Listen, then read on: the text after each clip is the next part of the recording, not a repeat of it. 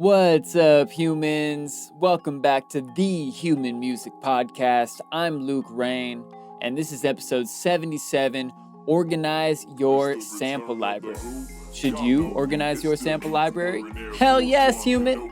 In this episode, we dive into methods of organizing, making folders based on how your brain works, setting yourself up for good workflow, favorites folders, organizing your racks, organizing mudpies, and how all this can help you hone in on your signature sound. The song of the week this week is one I mentioned in there from the Splice Cypher I was talking about. It's my Luke Rain track, Air Force One Kenobi. Even rocking my Kenobi hood at the moment for you if you're watching on YouTube. Now, take a minute, go down below where those links are and support our sponsors too, Dojo TV, where we film a whole lot of episodes, including this one. You could have been in the chat hanging out, dropping gems, asking questions.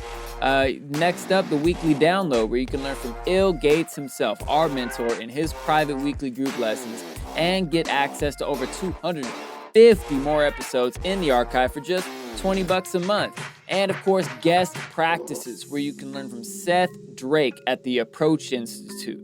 He's the best engineer that we know, and over there your first class is free. Go check those links, and you can get our socials, more episodes, and free sound packs over at thehumanmusicpodcast.com. All right, let's get on into this episode. Hello, people of Earth. This is Tesco with Rip Kenny and Trap Jesus, and you're listening to the Human Music Podcast. Woo!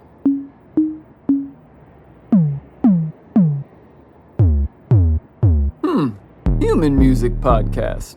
I like it. Organize your shit, bitch. Organize it. Organize it. Organize your shit, bitch. Organize it. Organize your shit, bitch. Organize it. Organize it. Ooh. Ooh. What's the topic today, boys? It's about organizing your shit, boy. I think it's that. I think it's the thing we just did. Humans. Yeah. If you're aspiring to be a music producer, or you already are one, you're going to need some motherfucking sounds. You are. Facts. You're going to need some sounds. And not just having them, I found out the hard way, it's not all you need. You also need to know where they are and what they are, or else it doesn't really help that much. You might as well only go on Splice and randomly try to find shit that might work. Because, that's a great way to live, just Splice. It's got so much shit. There's other websites that have a lot of good sounds on them, but you're just kind of shooting in the dark, hoping you find the right thing. And there's a lot of good happy accidents to be had from that. But man, if you spent the time to find those sounds that you really like, but you didn't put them somewhere on your computer where you can easily get to them and know exactly what you're going into that folder for, it's tough. Y'all experience that too?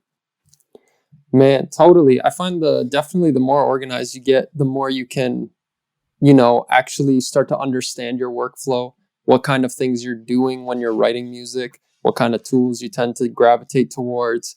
Because the thing is, like, your style and all of these things comes down to, I don't want to say closing in on possibilities and stuff like that, but it comes down to like being able to describe to a T what you're actually going for.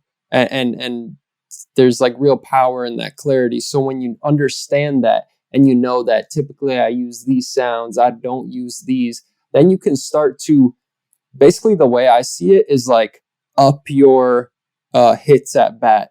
It's like if you're going to click a random sample and let's say it's 50-50, you like it or don't. If you just start deleting the ones that you don't like, you're going to have a higher hit rate. You're going to naturally just start landing on stuff more often that really resonates with you, that is in line with your sound, all of that kind of stuff.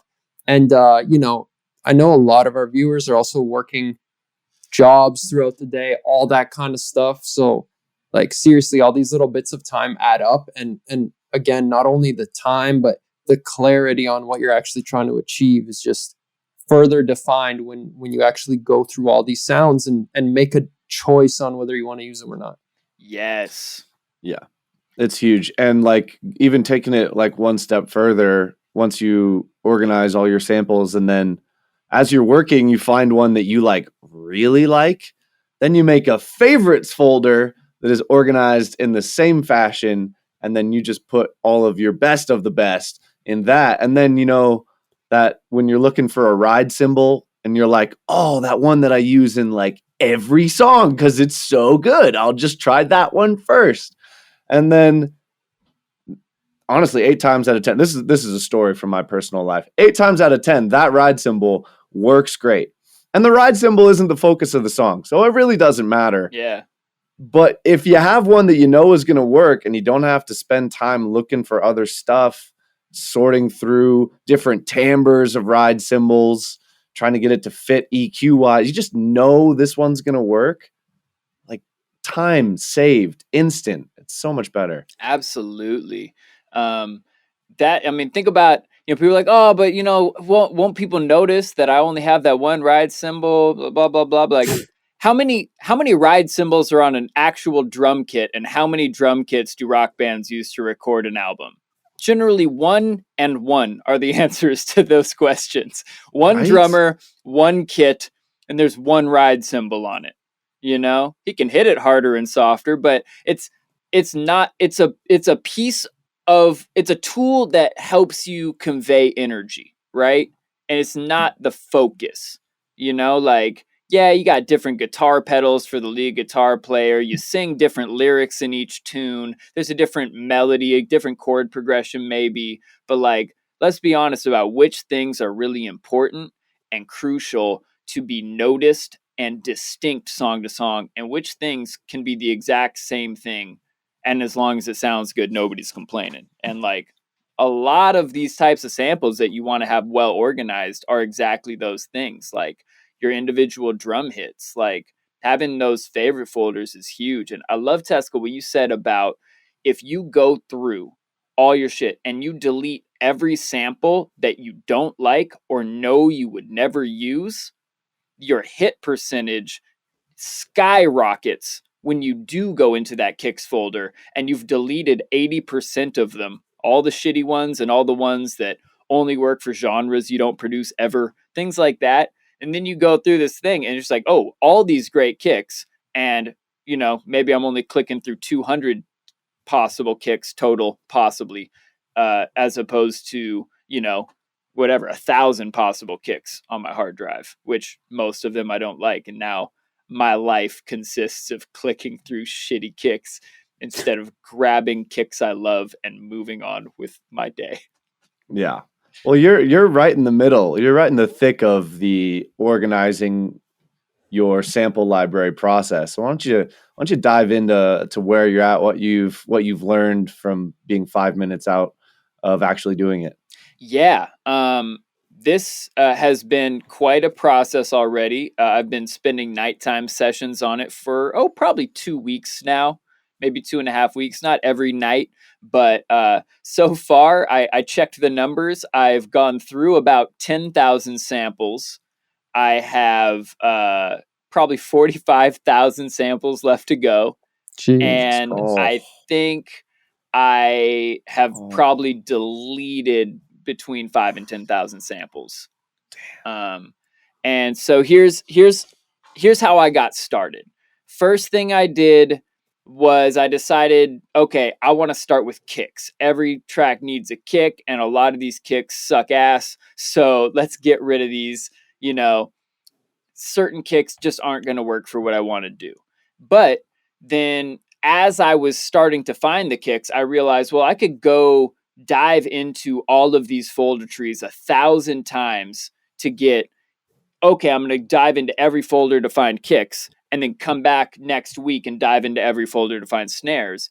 So the first thing I did was be kind to myself. And I was like, okay, as I grab the kicks, I'm going to start a new folder that I bring up on my desktop called holding area. And in the holding area, I just have grand type folders. So now all of the snares that I own and still need to go through are just in a folder called snares. All of the loops are in a folder called loops, etc. And now as I go back to them, I don't ever have to dive in another folder tree. I just decide today I'm organizing snares, and I have them all in front of me, and I'm only listening to snares back to back to back, which has been super helpful as I go through, because now I don't have that little lag period. It saves me a bunch of time, but mostly I just get to listen to so many snares back to back. I get a real sense of what I like about snares and what I like about kicks, you know? I've gone through my entire kick folder so far, and organized all the kicks, and I think I have like 9 categories that kind of evolved as I was going through the process. You know, I've got drop kicks that are like real strong, heavy bass, super good transient, you know, fairly short and not a ton of extra character on them. Just I know that in a drop, when I've got a bunch of crazy shit going on, any of these will work as long as it's like the right note. Then I've got, you know, like more of like a build up and verse kick folder that's much more, you know, much chiller kicks, but also generally tighter, not a crazy amount of character on them. And then past that, I've got a bunch of kick folders that have a lot of character. I've got one called Trippy Kicks. You know, there's just like some bizarre shit on that kick. It's still got the thump, it's still got the transient, but man, it's got some weird shit going on. And you know, you got those moments in a song where like, ooh, right here on this downbeat, like having a really weird kick would be perfect.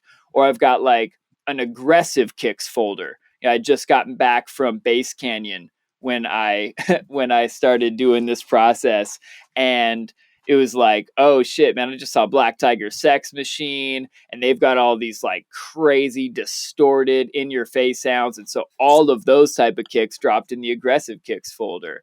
Or, you know, I've got kicks that like have a long tail and a lot of atmosphere, you know, like a big reverb on it, or maybe it's had like a, you know, a little like cymbal layered on top of it that had a really long, nice tail that went all the way to silence. So I've got an atmospheric kicks folder just for that. So if like I'm not going to have much going on in this section and want the kick to supply a lot of vibe, I've got that going on. So these are like the kind of categories that my brain came up with in the process, in the moment of deleting, listening, organizing. And then once I had all the kicks in the new folders, I went back through them and listened to just those subfolders one after the other, and then started rearranging them. Like, oh, you know what? When I started this folder, I didn't have that other folder yet. And a few of these actually, the drop kicks actually belong in that aggressive kicks folder, etc. So kind of doing rounds of organization and then reorganization to double check. And then, you know, each of these folders could really easily become a 128 where I just, okay, cool. All my aggressive kicks are here. All my drop kicks are here. And then, you know, when you go to set up your song template, you're off to the races. Yeah. Totally. And that's just kicks. Yeah, that's just kicks. And that's just kicks. So tell me, how many samples? I mean, how far are you? Like you said, you've done kicks. Are you through like synths and stabs and stuff? Have you found anything that has surprised you that you had, or that inspired some sort of beat or song or anything? Because that's one of my favorite parts about organizing my samples, is like, oh my God, I forgot I had that thing. When I downloaded it, I was like, I'm definitely going to use this for this type of thing, and then forgot it existed.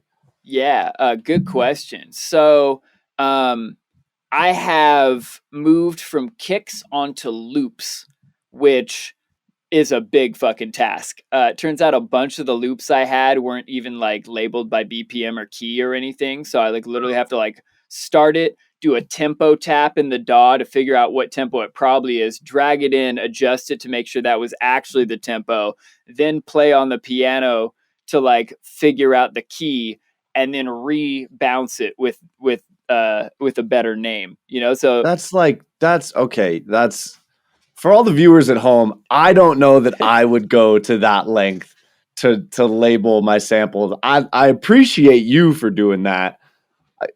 I guess I'm more of a feel guy. If I listen to it and I'm like, yeah, I think that'll work, then I'll just like put it on repitch mode. If it's like drums or something. Is that what we're talking about? Drum loops or like? There's definitely a lot of drum loops, but I was talking more like sample loops. You know, Okay. like Oh, then you do need the key. really need the key and The the key tempo at on those shits. least. Like, yeah, I just threw all my loops, regardless of what they were, into a loops folder. I kind of thought of like going back through and separating like the drum loops from the, from the sample loops, but that's to figure out what they are. Often I've got to just go through them, and I might as well just organize them as I go.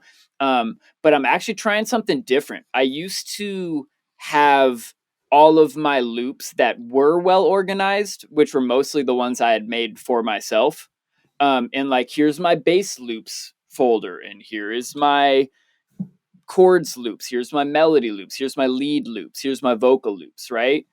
And I'm realizing that's not actually that good of a way for me to organize this shit, because when I'm writing a song, I don't think like I need a bass loop and then hope I find a bass loop. Usually I just like write a thing. But if I realized what I wanted to do was organize shit by tempo and then key. So I made like folders first just for like, okay, here's shit that's in the 80 BPM range, the 90s BPM range, the 100 BPM range, etc. And I started dropping everything in there. And then anytime I have samples that all conform to the same BPM and key, then then I put those in a subfolder, and then I like kind of mark, right, it's like, so the folder would be like 140 BPM A minor, and then I'll put a little description after that that's like, it's got, some lo-fi chord loops and a pulse bass, whatever, so like I can just kind of see like the vibe of what I've got going on. And my thought is, because I'm finding awesome, like really cool loops. And if I don't like the loop, I delete that shit. I don't bother. I go listen to it. That's fucking harsh. Delete. I won't bother finding the key and tempo. But if it's something I like, I would fucking use that for sure. Then I'll take the time to figure out what it is, label it really well, give a description at the end of it. So like, again, start the title of the loop with key or tempo, key, and then what it is, and maybe if I care where it came from, especially if it's like a friend's loop where it's like, oh, if I use this, I would give them credit. I would give them like composition, co-production credit, because I didn't just buy this. It's like a friend gave it to me. If I use one of your guys' loops, for sure, it's like I would write your name in all caps on that sample, so that when I use it, I know like, hey, check out what I did with your shit. Let's work out a percentage. But so what's really cool is I've got, a bunch of just random loops at random keys and tempos that I might grab one day to make like a hip hop beat. Like, oh, those are cool chords. Let me drag it into the song template where I've got a bunch of drums and basses. Right. And that could make getting to that real easy. But what I'm really excited for is as these folders start, certain tempos and keys really start to stack up with a bunch of ideas. So what I'm excited for is opening up that folder and being like, okay, cool. Here's like 10 puzzle pieces that could make a really cool song, where these came from disparate packs, like from, that I collected years apart. Some of them I made, some of them I didn't make. They never would have been found on the same day in my old organization. But all of a sudden, 140 BPM A minor is full of awesome shit that I can make a dubstep tune with, I can make a trap tune with, I can make a rap song with. Like, what will it come together as when I throw all of these loops that I don't have to warp or stretch or worry about whether or not the warping and stretching algorithm will leave aliasing and make me not want to release this song because I don't want to have to do sample replacement, all that shit, right? That is the issue I was having, was like getting to the end of songs and realizing like, oh shit, like I kind of fucked up.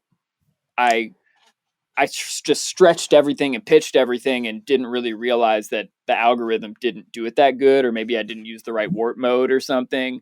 And then you've already, flattened it and re-chopped it. Now it's like, well, fuck, it's too late. The song's just dead to me. So basically Totally. I'm trying to avoid that. And I actually haven't really been making too many songs out of it yet, but pretty soon I'm going to start to. I'm not going to attempt to go through the entire sound library before I write anything. Yeah, I yeah, of like course. I like what you said too about how you organize your loops, because I think one common thing that people typically do without even thinking about it is just organize them by like the type, or like just these very like technical things that don't really like lend itself to the process. Yeah. And I like that you said, that you rethought that, and you're like, no, actually, when I'm in this stage of the process, this is how I'm thinking. This is what I'm looking to get from this source material. This is how I'm looking to add it, and if let's say you get to that stage and you're primarily like chopping loops or whatever, then yeah, I think it makes a lot of sense to have like drums, melodies, all that stuff together, because you're kind of going through this like assorted bin of stuff to find like some purple cow elements. And it's much easier to get like elements that have character when you like chop them out of, these samples that have already been like processed together and all that. So, I think that's one thing people don't think about enough, maybe, is like, how do I actually organize this in a way that lends itself to not only my workflow, but my sound? Like kick, snare, hi-hat, ride cymbal, all those folders are like kind of the typical thing. And people naturally do those because every pack is laid out like that. But if you want your sound to sound fiery, if you want your sound to sound intergalactic, why not make a folder for these like descriptive words also? And then you can start throwing in any sample that has that kind of feel in it, whether it's a one shot, a drum, a synth, whether it's in key, atonal, whatever. And that way you can start associating your sound, your brand, blah, blah, blah. But like from the music perspective, you can start thinking of how you want to make people feel with your music, and then make folders for that, find samples for that. And it's much more inspiring. Absolutely. I think back to the Splice cipher that Spiderhound curated, and how like Spiderhound just found like what it was like 150 samples, like loops and one shots and shit from Splice, and was like, all right, everybody make your song out of these. And that was one of my favorite like songwriting processes, because the constraints were like just right to like force me to be creative and not overthink where I was going to get all these samples and go, what if there's better shit over here? Like, nah, the rule said use this folder. You can add your voice, you can add a sub bass, but everything else comes from this folder. And it was just like, that makes it so much easier for me. So many possible thoughts just got cut off. And that reminds me of what you just mentioned, Tesco, is to take, curate collections of sounds that you could use together. And that's like where, like that aggressive folder came from. I was like, ooh, like I really enjoyed that BTSM set. I kind of want to make shit with that energy and feeling. And so now I've got all these aggressive sounding kicks, and damn straight I'm going to have an aggressive snares folder, and an aggressive hi-hats folder, and an aggressive toms folder, like, because I just know that, once I have those set up, I'll be like, all right, cool, time to make some aggressive music, open it up, or time to make some trippy music, open up those folders. And, I could, like I said, I can make 128s and put an aggressive drum kit together, a trippy drum kit together, a chill out drum kit together, a lo-fi drum kit together, like, and just, have these types of things just set up for myself in various song templates ready to go. Yeah, 100%. One thing that you mentioned that I kind of want to hit home on, I guess it's more like generally what you were talking about, like in all of that explanation of like how you were doing the loops and what you labeled them and why you went to the effort that you did. The reason you did that is because your workflow lends itself to having that setup, right? That particular setup makes your workflow work way better. Yes. Right? For some people, that amount of work wouldn't be worth it, but that doesn't matter, because for your workflow, that is what works best. And that is really like one of the, if not the most important key tenets of organizing your sample library. Your samples, all of them, need to be an extension of how your brain conceptualizes the music. 100%. Right? Like when you're making music, you're not thinking about, oh, I need to get this folder and this pack of this thing to put this sound. You're not thinking about a specific sample necessarily. Maybe one pops into mind that you used before, but generally your brain is going, okay, I need something like this that I need to put in the song here. And the like this concept is way different for everyone, right? Yeah. So like some people will be like, I need something that feels flowy, or another person will be like, I need something smooth and watery, or like whatever. And like all of the actual permutations of that sound could be wildly different for everyone. But you need to dial down into like, now that you've been making music for a little bit, how do I think about a thing that I need? Do you think about it like, oh, I need like an interjection for the downbeat? And then you'd have like a folder of like downbeat interjections, because you look for that thing in your sample library, right? But for you, organizing by key and tempo is like the easiest way to conceptualize your brain going, I need a thing for this, and then you put it in there and it works for you. And like that is the most important thing. Goosetronics actually mentioned something that I hadn't even thought of and might be helpful for you. Yeah. Could you run those loops through Serato or Rekordbox and get the BPM and or key? Man, probably. Actually, that might be a fucking shortcut. Shout Yeah. out Man, to Goosetronics. Yeah. Mixed in Key will actually rename all the files for you as well. Ooh. It can take like original title, tack on BPM, tack on tempo, or tempo BPM, however you decide to do it. Sick. Really? That's cool. Yeah. I'm definitely shortcuts on definitely more shortcuts. in like the Sephiros camp of thinking, where like if I listen to a loop, and normally it's like a percussion loop or something that's a bit more atonal. Granted, like, you know, the way that I conceptualize music, normally like the melody and chords are already there that I wrote. So I'm not like grabbing a lot of melodic loops for my workflow, Yeah. right? So normally if I have a loop, like, and I just kind of have like the feel like it would work, even if it's like twice as fast or like a third as fast where it actually needs to be. If I have like the feel like I think this rhythm and like this thing would work, like I'll just throw it in and try it. And actually one thing that I've noticed is that as you get better at production, you've organized your sample library more, you start to hone in on the types of things that you use. Your intuition for what is going to work gets better. Have you guys noticed this? Like as you are like clicking through random stuff, something that normally wouldn't grab you, you're like, wait, that texture, I think that'll work here. And then like your hit ratio goes up over time as well. So like the combination of organizing your samples in a way that your brain thinks about it and the practice of making a lot of music, like they build on each other, and like your at bat percentage, your hit ratio just continues to skyrocket. Yeah, that's a very good point. And I think part of that comes from having your like core group of sounds that you're familiar with that you tend to use. Because at least for me, I find like when you say ride cymbal, I have a specific sample I'm thinking of. When you say, trap snare, I have a specific go-to sample. When you say dubstep snare, dubstep kick, pop kick, whatever, hi-hat, I have samples already in my head that I'm reaching for first because they're most in line with my general sound, you could say. But anytime I'm looking to experiment or anytime I'm going through my samples, I now have a really solid reference of what I tend to go for, and then how is this sound I'm listening to different.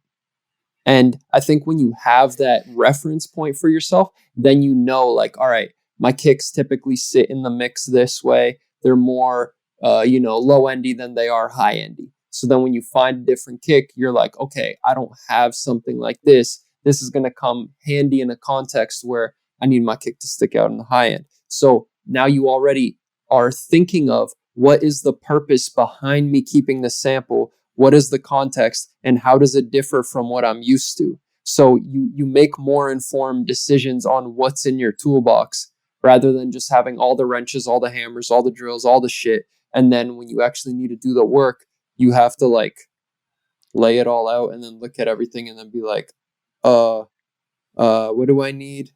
Something like this, Yeah. Yeah, and maybe the absolutely. wrench is almost the size, but it strips the screw. And so it's not right. You feel me? You need to know very specifically what kind of details you like to hear in the music, and then how these new samples differ. You're definitely speaking my handyman language here. I'm Yes, like sir. literally picturing like the entire tool shed on the side of the house compared to like what we keep in the work van compared to like what's in the actual like one hand carrying like tool kit compared to like what you would put in your pocket or your belt when you went up the ladder. You know, In the like, tool Yeah, belt. totally. and it's good to have that shelf full of tools, the shed full of tools, when you know, like, okay, at some point I'm going to need that random nail gun that's like not used for that much. But when you need it, it saves so much time, you know? But like, I got to know where that shit is, but I do not need it, you know, with me all the time compared to like certain shit where you're just like, I always need this shit. And I think that comes back to the, those favorites folders that you talked about, Evan, like Yeah. having, you know, and here's something that came up to me and I wanted to run by you when you said that.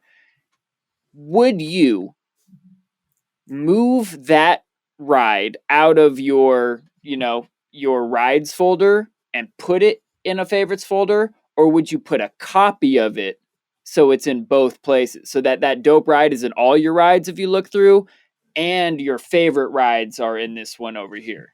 Yeah, it's a copy. It's Yeah. a copy because I have like a couple different sample folders, like multiple that are organized by the same structure. And so a favorites is kind of like a collection of my favorites of all of those. So yeah, it's definitely a copy because who knows, you might even like be like, oh no, I don't know if I want to use that one again. And then you go through your rides and you're like, man, that one's perfect. Same one. Well, okay. Yeah, right. If you can't beat it, use Yeah, it. one of Man, the I'm things- not gonna lie. I might be the only one that doesn't like copies, because I like the idea of having your user library and your sample folder, and like I have them on Dropbox personally. And the way I see it is, I might have additional samples on my hard drive, blah blah blah blah blah. But my main folder, I could go anywhere in the world. I could go to any studio. I could go wherever and pair up those core samples with whatever they got there, and I can make shit happen. And to me, I'm like, if I just keep that core folder intact, then any projects I'm opening up, even if I need to relocate them, I'll find them easy. I definitely see the copy like way of doing it. Like I used to do that for the longest time, but then I found I'd like, max out my hard drive really quick, especially the more like collect all and saves you do. You start having like 15 ride 10s, stuff like that. So I don't know if you're OCD like me, that's another alternative. Yeah, no, I could feel that, and especially with like the, you know, the way Ableton works with collect all and save, where it duplicates all of those files into the actual, you know, song sounds folder. You know, as you know, with as a Reason user, kind of it, every time you drag something into Arrange View, it automatically adds it to the project, but there's not like a separate folder that's searchable. It's just like part of the actual Reason file. So it's a little bit different, but I feel you on that. That could get really, really heavy. Where it's like, why do I have so many of the exact same named sample all over my shit? Yeah. I got a point here I want to bring up Okay. from Sephros. They said, I personally stayed away from favorites folder because I never know what's going to fit in a song. Stuff that may sound like shit on its own often surprises me and fits better than I would have thought. That's true. I definitely agree with that, and I'm curious to bring this up and see your guys' opinion on it, because I wholeheartedly agree, but I also fully believe that if I'm scrolling through my sample library and it's not a fuck yes, it's a no. And I want to have as many fuck yeses and not as many fuck yeses and solid yeses and like, yeah, probably, and like, yeah, maybe I'll use that.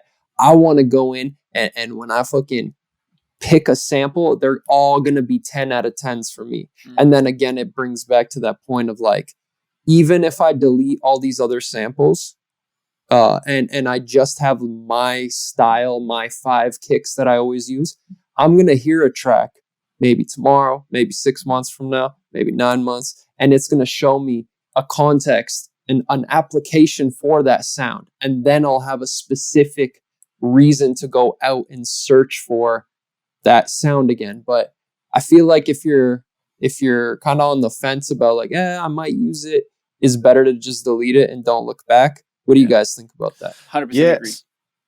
Yeah, like so 2 things. Regarding the favorites, it's not the folder that I go to first.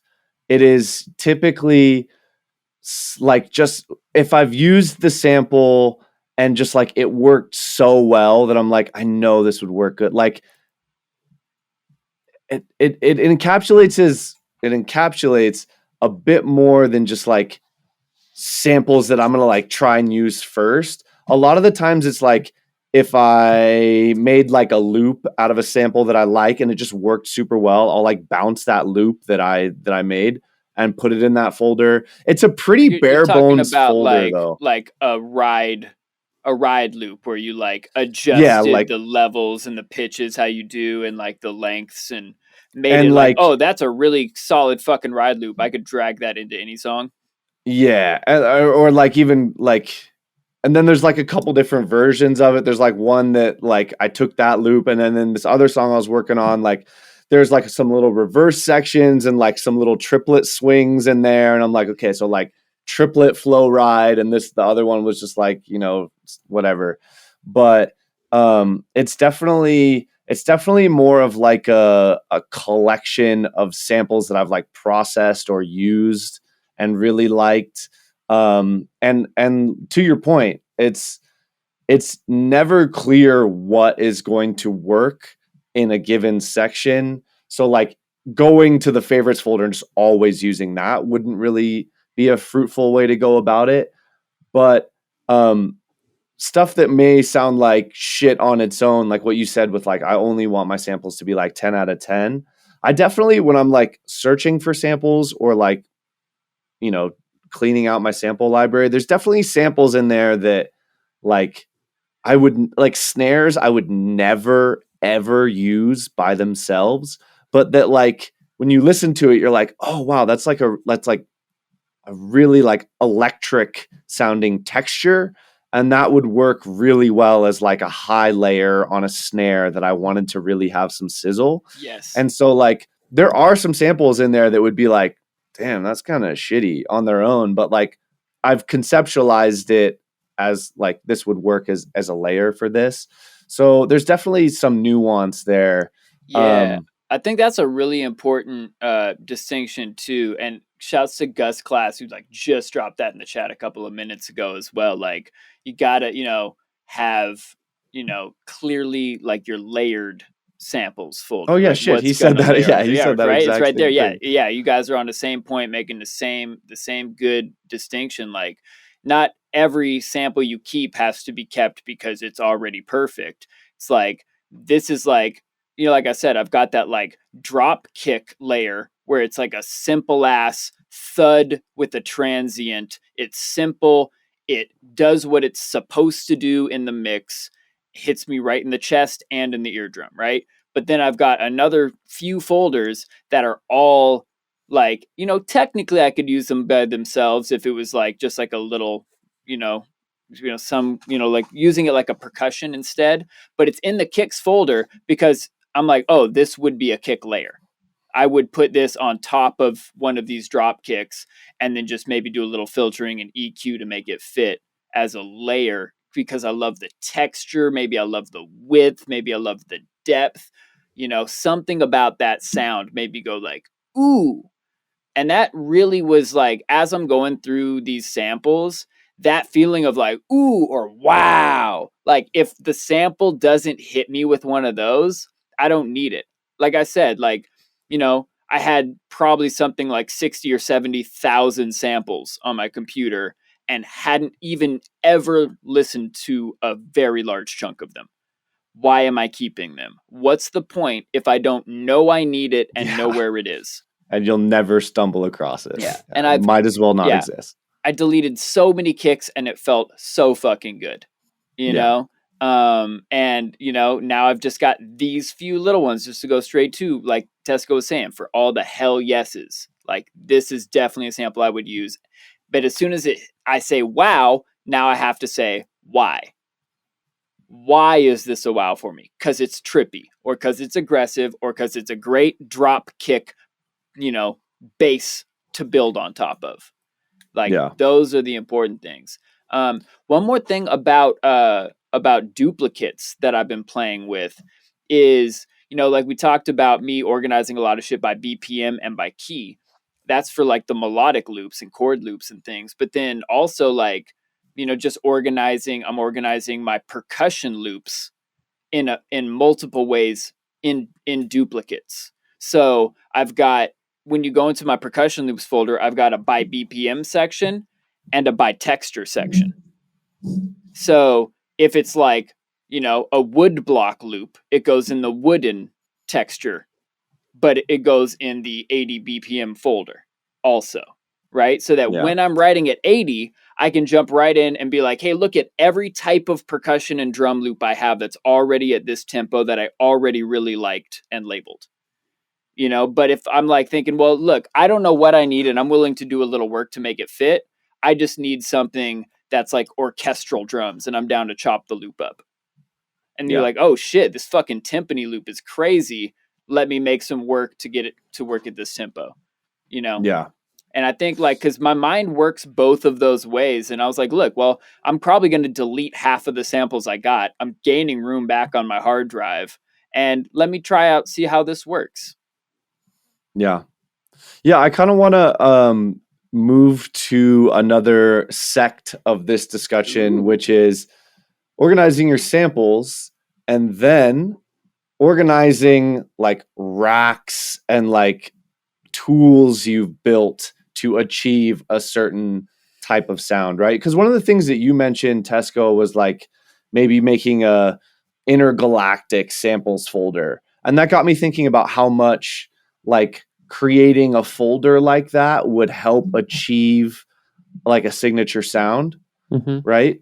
Especially like when you were talking about the splice cipher, Luke, I was like, holy shit, like maybe like a good idea for someone trying to find their signature sound would be just like find a lane of samples or stuff that really feel like it's very you sounding, and then make an album with just those samples. I mean, it'd probably be more than 150, but like really just like limit your choice to those samples, and that would be like a really great way to like kind of hone in on a type of sound if you're struggling for like, you know, what your sound is, or you can't, or it's hard to craft exactly from any sample into what you want it to sound like. I like but that. For the latter, crafting a sample into what you want to sound like, that's where these racks and saving racks come into play, right? Because there's a lot of moves that I find like I really like the sound of, and you could say it's part of the signature sound that makes up what a Rip Kenny song is, but a lot of that is easily saved in a rack that does thing X or thing Y, and then you can use that as a starting point to process different samples and things that you're using to bring everything in a bit more focus with what your signature sound is, right? So a good example for myself, at least, I really like using like toms and tom fill type stuff as like just your standard fill, right? But I always feel like with the distorted like nature, like the distorted like glitchy nature of the music that I like to make, just like a rock tom fill in the middle of that just like never feels right. So I always find myself like, using a little bit of down sample, maybe some chorus, like some reverb filter with like the cutoff like way up, so it's just like making more snap and like wash like snap in the transient and like wash in the body. And so like that's, you know, a rack that I have that in parallel, and you know, it'll work good on toms. It works good on other percussion and stuff that I feel like needs more cohesiveness around it. But like that's the type of thing that in combination with like careful sample selection really helps you hone in on your signature sound, right? Because your signature is like bringing people into your world, right? And if you bring people into your world and then all of a sudden there's just something from some other world that is like clearly from another world, it like distracts from the trance that you put them in of like, this is the world that I'm in, right? So building yourself racks and these types of things to help make everything that you're doing cohesive is like, for me, a surefire way to get closer to that signature that you're trying to make. I love 1000%. I love that. Go for it. I even got some real simple ones, like when you said the comb filter thing. I use reverb filter and comb filter all the time instead of loading serum effects, opening up the filter, going through the menu, finding comb, finding reverb. I just have them saved into racks called Insta Comb, Insta Reverb. Bam, that's all I got to type in the search. You get it. Same with like if you have a bass processing chain, you know, I typically would reach for like a saturator, glue compressor, and OTT. And maybe it's not the full combination. Maybe it's like one of three of those. Maybe it's two or three. But if I know that I want three things right off the bat to experiment with, I don't need to individually type them, wait for them to load, when I can just save it in a rack, type in one thing, all of it loads. And then like you said, the main key here is that it's a starting point for you to tweak from. Yeah. It gives the sound a certain kind of character that you can then further push. Like for example, if it's bass post processing, you know you want the sound loud, upfront, distorted, etc. So you get a rack that gives you that general feel. If you have a washout rack, you know, you ask yourself, what kind of qualities would the sound have? What kind of effects would I pair together? Something that really made me think about racks as well, like a couple months back, I realized waves. I bought their like Manny reverb delay, Manny suite, whatever it's called. And I just realized, man, this is a regular ass delay with a flanger and a distortion after it. Why did I just pay for this? And now I have this third party plugin I need to transfer to my next computer when I could just make slightly more expensive, quote unquote expensive, as Dylan calls it, effects where it's not just a simple ass delay, but now this delay actually has some kind of texture to it. And like, it's those little details where it's like the average producer is just going to slap a ping pong delay. But like you said, when you're world building, Evan, when you're building like this immersive environment, you want everything to have detail that complements that vibe, that mood that you're trying to get across. And so, you know, something as simple as like, I like phasers on my delayed signal and not my dried signal, or I like it filtered more and biased towards the lows or the highs, let's say, whatever certain like distinctions you make, you know, it's going to give you more clarity on where the finish line is and what you're trying to achieve. You know, one thing I also want to mention too, like obviously context for everything, you know, I feel, at least personally, I'm talking to the crowd who is looking to, you know, create like some kind of career out of this, whether that's like a side thing or whatever, but on some kind of professional level. And with that comes knowing your tools, right? A pro knows their tools. And so I think whether you decide to, you know, be that artist that just takes their time and just finds every sample every single time and you really just go down this rabbit hole, or you're trying to be on a bit more like tight schedule with releases, it's just, these are multiple methods that you can use. Like, I'm not saying abandon having the experimental session when you get super stoned and you just go down the rabbit hole, turn on the trippy LEDs and just listen to weird ass sounds for 4 hours. I'm I'm in. not saying abandon that. That's a blast.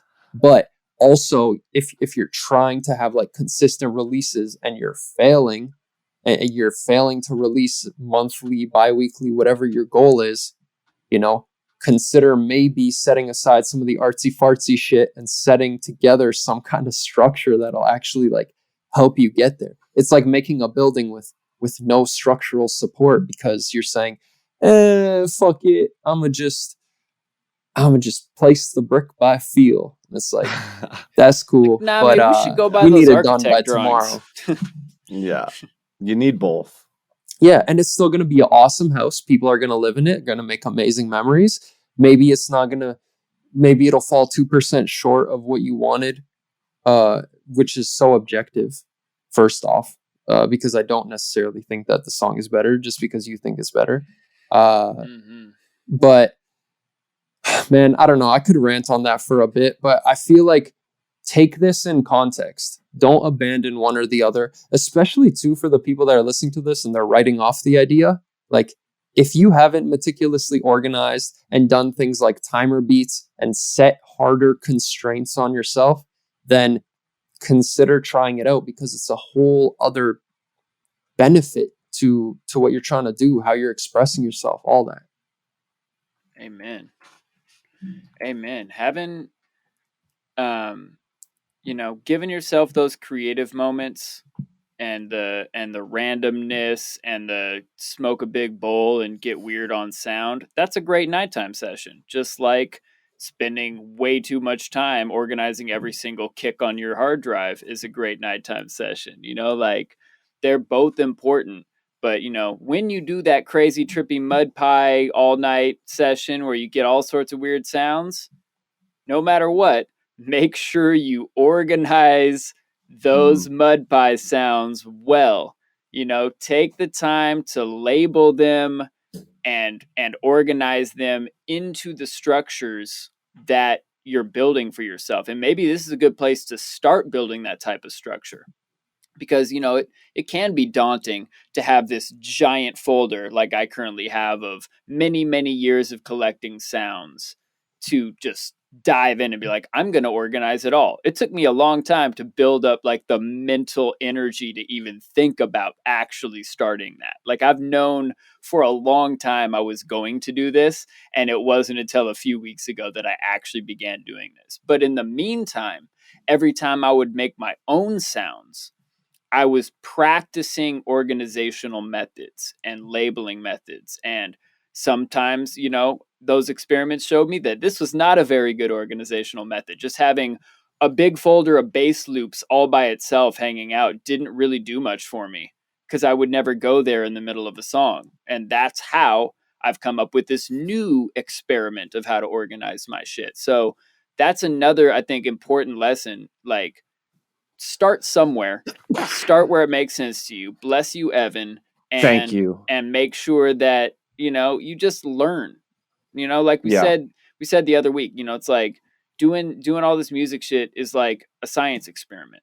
Like, it's not about getting the right answer right off the bat. It's about making your best guess at how shit will work, figuring out if that did work, and moving on with that information you got. I've tried different organizations before in the past, didn't work for me. Now I'm re-upping that with my new knowledge and my new experience and putting that into play. And already I can see, songs starting to come together based on this organizational process. And it's changing the way my mind thinks about my samples and my sounds and my process. So it's, it's definitely really rewarding if it is also extremely tedious. Yeah. But Definitely it'll help you find your sound. Like you said, Evan, It's it true. will help you, all this shit, the samples, the organizations, the folders, the adjectives, the racks, all this shit that you take the time to organize and have at your fingertips because you fucking love the way it sounds will build your signature sound. Yeah. Yeah, 100%. One of the things that you were just talking about there, when you take the time to do a mud pie, like how do you like you also have to like organize it, or at least make it so you can find it and use it and know what it is. One of the things that I found, because that's like the worst part, the fun part is doing the mud pie, right? You're just like breaking your brain with like, I did not think I could get these sounds. And then 45 minutes later, my mud pies have a tendency to be like really bad run-on sentences. It's like right as my timer goes off for like 10 minutes, I was only going to do 10 minutes. It gets to like something really juicy. And then I just turn the timer off and then I'm like having fun. And then so it's like 45 minutes of mud pie. Holy shit. And there's probably like 10 minutes of like really good shit somewhere in there, but it's not all consistent. The hardest part is like, oh my God, am I really going to spend 3 hours to like go through here and make my own personal sample pack out of this? Typically, I don't have the patience to do that. That would be great. But what I've found, hopefully this will be helpful for everyone listening, is just listen through one more time. If it is 45 minutes, okay. You know, you chose to run on 45 minutes. You got to suffer the consequences now. But it's not really consequences because you get to listen to all of that one more time. But what you do is as you're listening through, if you hear a little like one bar thing or even just like a tiny little one shot that's good, as it's playing through, just like highlight that bit and drag it onto an empty audio track beneath it. Mm-hmm. And so you'll have this like Swiss cheese of your original mud pie above, and you've just like, as you're listening through, like, oh, that was sick, highlight, drag it down, keep going. I do that. And at the end, then you just have like your favorite parts on the next audio channel, and then you just like grab them, drag it to, you know, not against the sample before it, but like near it, and you just like, you know, drag all of them together so they're like pretty close to each other, consolidate it, label it by, I don't know, trippy bass design, and then I'll put like in parentheses like best bits. So I know like the original mud pie will probably live on my hard drive, probably on an external drive somewhere. But it'll be like just my favorite parts of this. And so then there's a couple different ways you can actually use that, and a couple different benefits from doing it like that. One, I found when I just like chopped out individual samples, like labeled it how it sounded or how it felt and put it in a folder, then it's like you have a bunch of really different sounds and textures in that folder from different mud pies. And what I found is that if you're going to use a mud pie of like crazy basses as like multiple interjections in a drop, you probably want to use a few different from the same mud pie so that like we talked about, like your interjection paintbrush is the same brush every time. You're not just throwing a bucket of paint and then like scribbling with a pencil and then taking like a big brush and like painting a stroke. Like those interjections will start to feel like the song is just like not just really making sense. Random, yeah. Right? So if you have that best bits thing, then it's like all of the same texture of sample is all at your fingertips. Maybe you scrub through in the clip view, or another thing you can do is load it into a sampler and then like basically tell it to play based off transient. And because you've left gaps in between them, like different keys will trigger different like best bits throughout that, because it like jumps to the next transient. And so it just makes it quicker and easier to do that sorting process, with the added benefit that everything in there is a good interjection if you like this texture in that song. Yeah, that's awesome.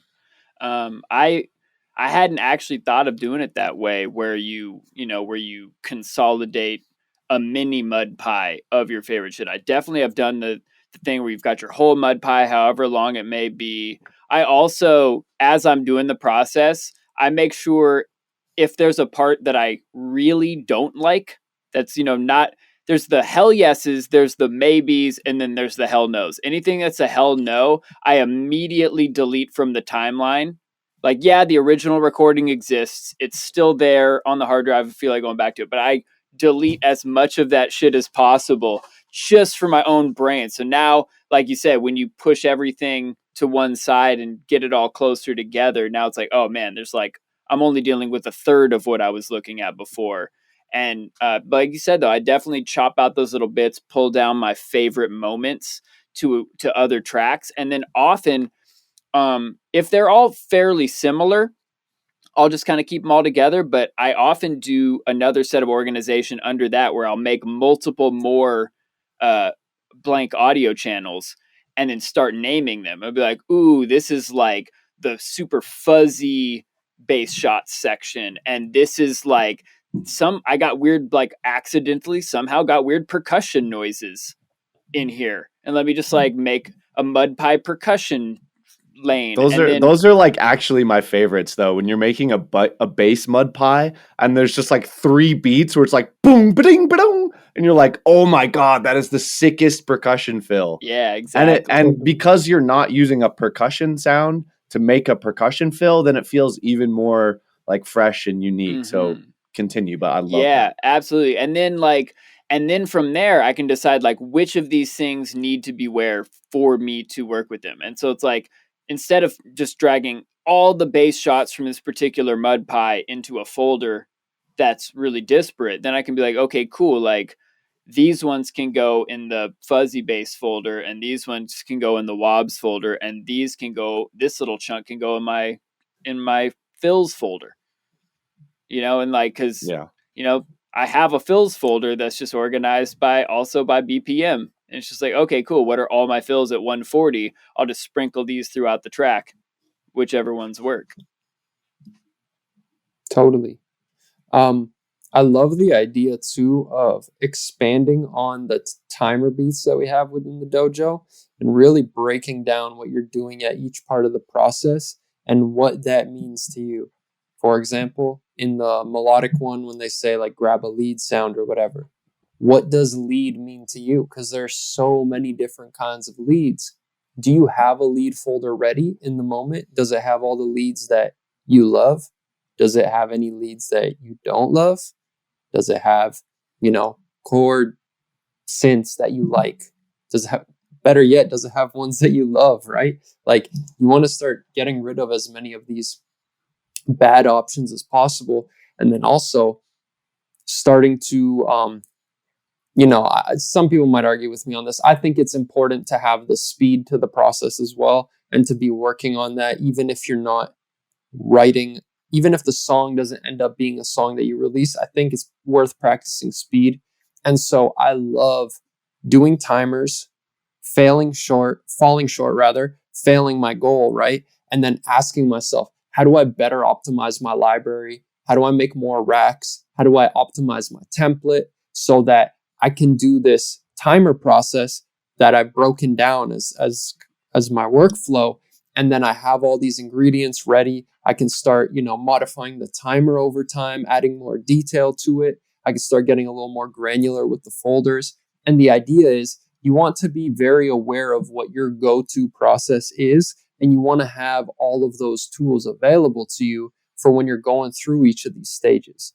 And so, at first for me, it started off as finding my best kicks, finding my best snares, finding my best whatever.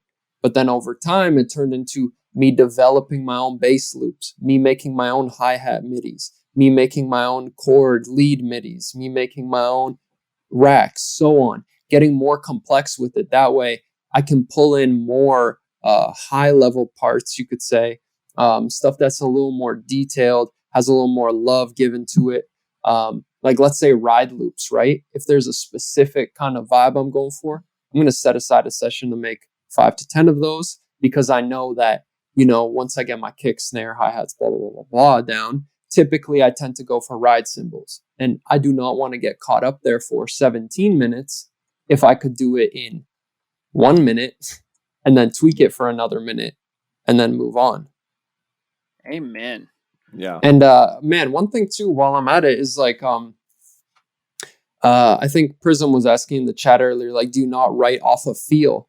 And I feel like this is the best way to write off a feel, because you ask yourself beforehand, what am I trying to give to people, right? The same way if you drink a Coke, for sure if you have a regular or a diet or a zero or a cherry or whatever, and it's going to deliver a predictable flavor, right? So I know some friends who hate Diet Coke. I know some friends who exclusively drink Diet Coke. I know some friends who prefer Coke Zero, but they'll take cherry if it's around. And maybe if the fancy machine is there, yeah, maybe if the fancy machine is there too, they'll fuck around. They'll try orange, right? Same kind of mentality when you're going through these samples. It's like, I'm trying to evoke this kind of emotion in people, and I'm trying to do it in this kind of environment. Maybe you're trying to make lose your head music for festivals, right? So are you really going to need, certain like a R&B style kick or something like that? Are you really going to need these elements? And so I think the more you can define what you're trying to make people feel and how you feel inside, the more you can actually capture this feeling in the moment and then know you have the tools to execute on it in a way shorter amount of time and really capitalize when that fire's burning hot. Yeah, I love the question too, because it is a really important question. And I see a lot of resistance to whether it's templates or organization or whatever, because people think it will constrict their creativity. But really, I think it facilitates the creativity. Like, I remember having a conversation with like a dude who's actually like a really successful hip hop producer, and has major label credits and stuff. And I was explaining to him how I had been learning in the dojo about making song templates and like going through, finding your favorite sounds, putting them on racks, getting everything. And he's like, nah, I just don't think I could get into that. And he says the quote to me, he's like, I'm the kind of guy that likes to break the weed down with my fingers instead of using a grinder. And I love the sentiment of it, and with weed itself, I actually do like the process of breaking it up with my fingernails.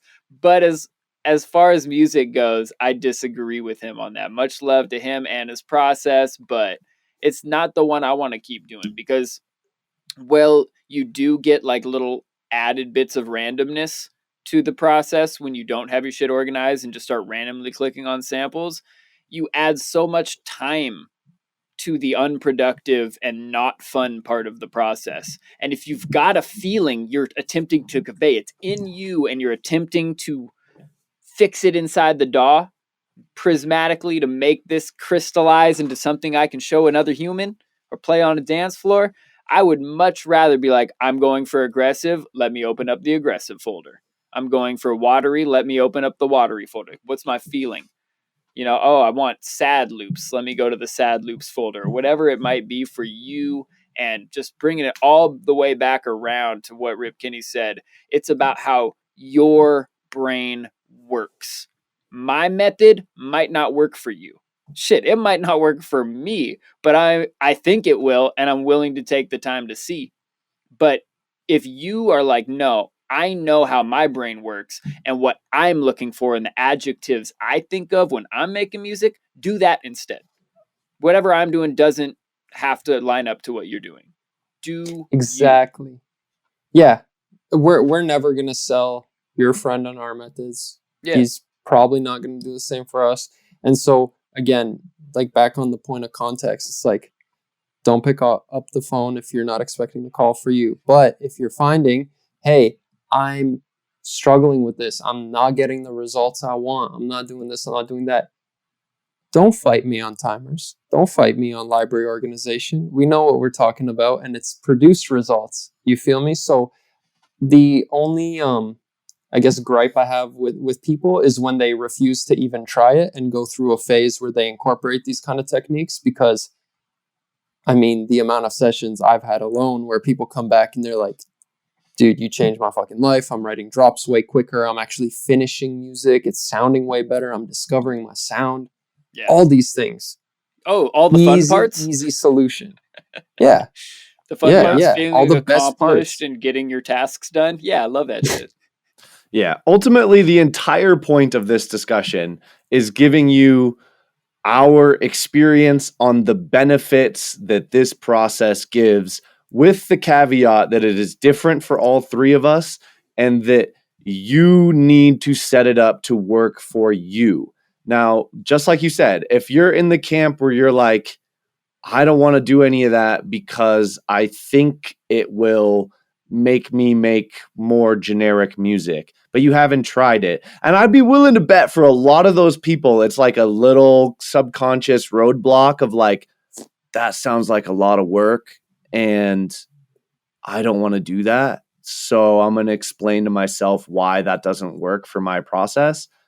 You have to try it because almost everyone, aside from like your most ridiculous Elon Moore type sound design fanatics, would prefer to have their brain organized into how they use it, right? But it is a big mental roadblock to get yourself to try it. But once you try it, I'm willing to bet a considerable sum of money that you would actually be like, okay, this is a little bit better. I think I could actually organize it like this, and this is going to work better for me. And that is the entire point. You have to at least try it, find something that works for you, because ultimately the result is making more music that is better faster. Amen. Totally. I all of a sudden also, reminded of a moment from Family Guy where Peter decides to be abstinent, and Lois is like, "Nope, we're going to the bedroom to have sex," and starts dragging him in there and closes the door, and you hear him go, "No, no, no!" Okay, I see what you're getting at. We resist things that are good for us because they sound like they're going to be difficult to do. You know, it's the Totally. same shit like going to the gym, writing your morning pages, whatever good acts you're doing, you could do for yourself that just sound like a lot of work. But when you get down to it, you know, this is like another form of self-care as a producer. Like, how much do you enjoy pulling your hair out when you can't find the right type of snare? I found out very little. I like my hair and I don't like wasting time on snares. So you look like a man with the organized snare library. I'm just saying. nope, my snares are still a mess, but at least they're all in one big ass folder waiting for me to go through them soon and find and delete all the ones I hate. God, I'm looking forward to that. I might take a break from loops. I looked at the loops folder. There's 7,000 plus loops still in that folder. So I might just take a break from loops and head over to snares next. We have a question from Slapzilla asking, how do you guys keep yourselves from being stressed during timers? I am open to failing personally, and I realize that this is what I'm striving to do. The same way some people want to run a mile in 4 minutes or whatever the hell, right? A mile. Is that reasonable? That sounds pretty good, right? That is 4 an minute miles, pretty insanely crazy. fast. It used to be thought that it was impossible to do. Nobody had ever done it. And then one dude did it. Finally. Big ass news. And then like within a year, a shit ton of people had broken his record. Crazy. As soon as you know it's possible, which is, again, why this podcast exists. So we can be like, hey, we thought this shit was hard, and then we finally did it, and y'all should probably do it too. Totally. So on that note, like, fail the timer, and the failure of the timer, failing to do drums in 5 minutes 5 times is going to teach you, hey, maybe I should have a drum rack set up in my template when I already open it up. Maybe I should have like 3 to 5 go-to kicks, snares, hi-hats, claps. Maybe I should have these channels already organized. Is my hi-hat going to be as loud as my snare? No, probably not in literally any context. Yep. So how about I just pull it down 10 dB right off the bat? How about I get like some rough mixing? How about, you know, I get a drop group going and I have a MIDI already with a MIDI clip on it on my favorite note. That way it's already there. I could change it real quick if I need to. And maybe it's got some post-processing on it. And then suddenly it becomes a lot easier to write a bass line in 5 minutes, write a drum line in 5 minutes. Yeah. You know, and if you've gone through and you've created the tools and you've upgraded the template and blah, blah, blah, and it's still not working, all right, give yourself 10 minutes. But really be pushing and redoing them over and over and find like, where am I getting caught up? Where am I losing time? Because it's not so much about you writing drums in 5 minutes. It's about the process being unhindered and there being no blocking points as you're going through. And part of speed is you can't get stuck on details. You can't be hesitating. You can't be questioning your whole existence while you're laying down hi-hats. You need to just lay down hi-hats and fucking get at it. And okay, cool. What's a basic ass hi-hat pattern? 2-step pattern. Bam, every eighth note, whatever. Find your favorite sample. And if that's what you do for the next 10 tracks, fine. But I'm not willing to believe that, using a 2-step hi-hat pattern is going to like limit your creativity or what you can express in each song or whatever. But if you're finding like when you're writing music and you don't have any time restraints, like, man, it takes me forever to get drums down, then doing the timer is going to expose that sticking point, and it's going to give you a prompt to ask yourself, what kind of tools can I create to help me get over this hurdle and have this kind of content ready when I get to that part of the process? Yeah. I feel like you teed us up for this one. How do I not get stressed in timer beats? By being organized. Like I tried doing timer beats early on and I was like, holy fuck. And then I was like, okay, well, actually, let me dive more into this EDM cookbook and realize every recipe,